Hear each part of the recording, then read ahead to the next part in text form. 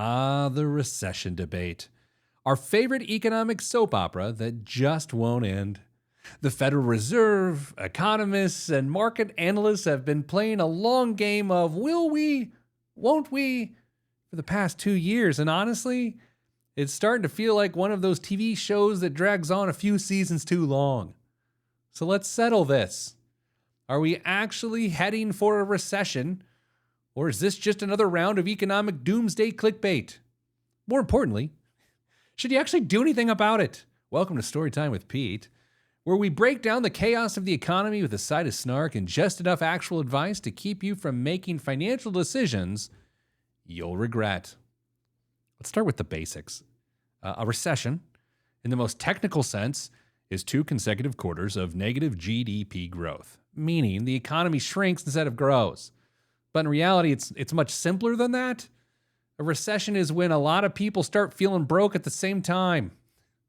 Job losses increase, businesses cut costs, consumers pull back on spending, and suddenly the whole system slows down like a Wi-Fi signal at a packed coffee shop. That's when the R word gets tossed around and everyone starts panic Googling whether they should bury their cash in the backyard. The experts are split as to whether we're actually headed towards a recession right now. The Federal Reserve says we're probably avoiding one, but they also said inflation was transitory, so take that for what it's worth. Here's some signs that we are heading for a recession. Consumer spending is slowing. Corporate layoffs are creeping up. Credit card debt is at an all-time high. And the bond market is flashing red like a car with a check engine light that no one wants to deal with.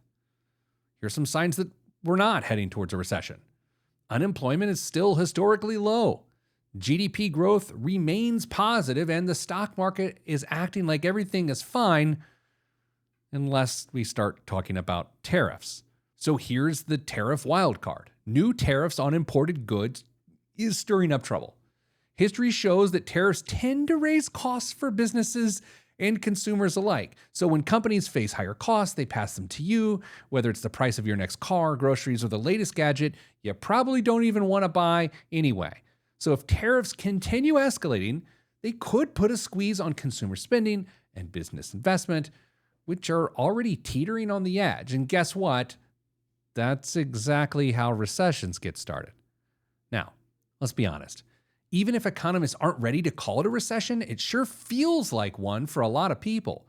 Inflation may have slowed, but prices are still high, and wages certainly haven't caught up.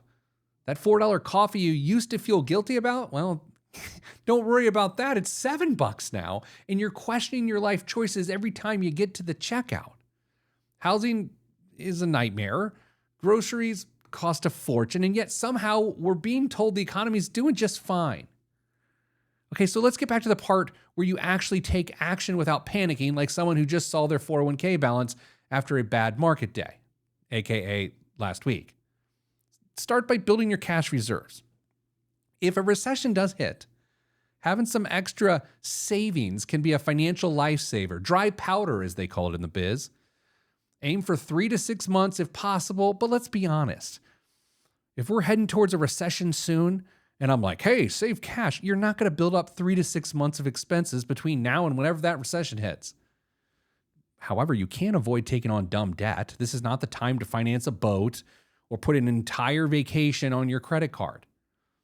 And consider recession-proofing your job, meaning upskill, network, make yourself indispensable. I'm going to say that part again. Make yourself indispensable, but not by stealing corporate secrets. Don't pull your money out of the market. Now, this is not investing advice, although it's sort of dressed up as investing advice. Market downturns are temporary. Your retirement is forever. Sounds like a Calvin Klein perfume commercial that never got off the ground. So if we do get in a recession, here's what it might look like. It could be a short, shallow dip. I've been called that. Like 2020's recession, but a little less dramatic. Some industries, tech and finance, could see layoffs. Wait, I'm in tech and in finance, while others like healthcare and education will be fine. Stock market will absolutely freak out. It will freak out if it hasn't already. And then it'll recover. And then it's going to freak out again because that's what it does. So don't think it's not going to happen. And tariffs will make things worse. If companies, at least temporarily, if companies face prolonged cost increase from tariffs, they're going to cut jobs or delay expansions, and that will trigger a chain reaction that weakens the broader market and the economy at large. No one wants to relive the 2018, 2019 trade wars where farmers, manufacturers, and consumers all took a hit. So, should you panic about a recession?